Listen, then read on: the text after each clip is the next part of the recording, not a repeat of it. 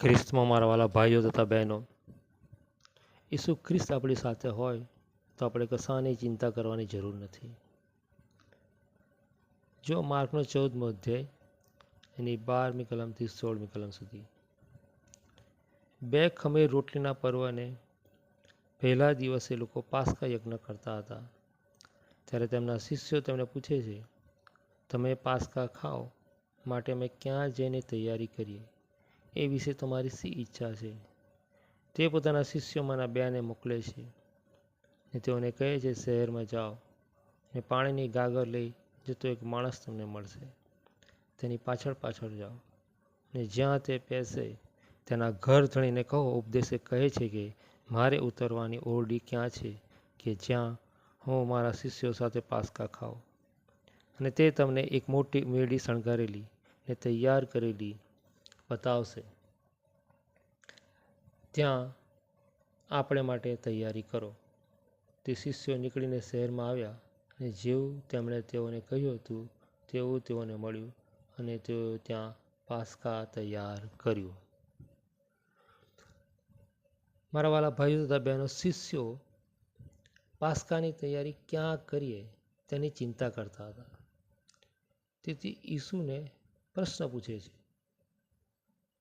કે તમે પાસ્કા ખાઓ માટે અમે ક્યાં જઈને તૈયારી કરીએ? એ વિશે તમારી શી ઈચ્છા છે? મારા વાલા ભાઈઓ તથા બહેનો, તમે જેની ચિંતા આજે કરો છો તે ચિંતા દૂર કરવાની તૈયારી પ્રભુ વિશે પહેલેથી કરી દીધી હોય છે. આપણે તો તે જેમ કહે તેમ કરવાનું હોય છે.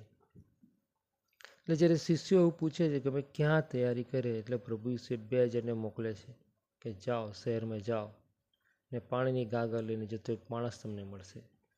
તેની પાછળ પાછળ જાઓ અને જ્યાં તે બેસે તેના ઘર ધણીને કહો, ઉપદેશક કહે છે કે મારે ઉતરવાની ઓરડી ક્યાં છે જ્યાં હું મારા શિષ્યો સાથે પાસ્કા ખાઉં? અને તે તમને એક મોટી મેળી શણગારેલી તૈયાર કરેલી બતાવશે. કેવી મેળી? એવું નહીં ખાલી મેળી બતાવશે, મેળી બતાવશે પણ કેવી?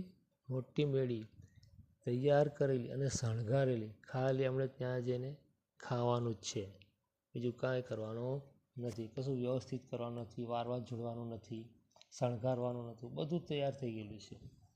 તમારે તો ત્યાં જઈને ખાલી જમવાનું છે, પ્રભુ સાથે બેસીને જમવાનું છે. એટલી હદે બધી તૈયારી થઈ ગયેલી છે. એટલે શિષ્યોને જે ચિંતા આજે છે એ પ્રભુ ઈસુએ પહેલેથી જ એ દૂર કરી દીધી. તૈયાર કરેલી મેળી મળે છે, શણગારેલી મળે છે, કશું જ એમણે ત્યાં જઈને કરવાનું રહેતું નથી. અને તૈયારી કેવી? મોટી મેળી, શણગારેલી મેળી મળી જશે.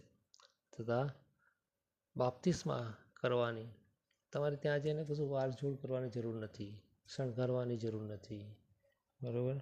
કે બીજી કોઈ ટેબલો ખુરશીઓ બધું ગોઠવવાની જરૂર, બધું તૈયાર કરેલું તમને મળશે. બધી જ રીતે તૈયારીવાળી જગ્યા તમને મળી રહેશે. એટલે ખ્રિસ્તમાં મારા વાલા ભાઈઓ તથા બહેનો, જ્યારે પ્રભુ ઈસુ આપણી સાથે હોય છે ત્યારે કશાની ચિંતા કરવાની હોતી નથી. બધી જ તૈયારી થઈ ગયેલી હોય છે, અગાઉથી તૈયારી થઈ ગયેલી હોય છે. તમે જેની ચિંતા આજે કરો છો એ પહેલાંથી તૈયાર થઈ ગયેલી હોય છે. શિષ્યોને પણ ખબર નથી કોણે કયો વ્યક્તિને કોની સાથે મળીને પ્રભુ ઈસુએ ક્યારે આ તૈયારી કરી દીધી. એ તો ત્યાં જાય છે, ઘર ધણીને કહે છે એટલે સીધી ઓરડી જ મળી જાય છે એમને. મારા વાલા ભાઈ તથા બહેનો, આપણે પણ કંઈ ચિંતા કરવાની જરૂર નથી. ચિંતા કરીને શું કરશો?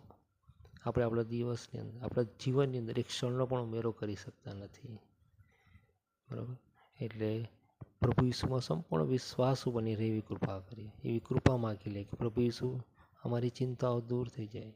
તમે અમારી સાથે છો, અમે સંપૂર્ણ રીતે તમારા અંદર વિશ્વાસ ધરાવનારા બની રહે એવી કૃપા કરો. આ પ્રાર્થના તમારા પુત્ર અને મારા રાજા પ્રભુ ઈસુ ખ્રિસ્તના નામે કરે છે. સાંભળીને માન્ય કરો પિતા. આમીન.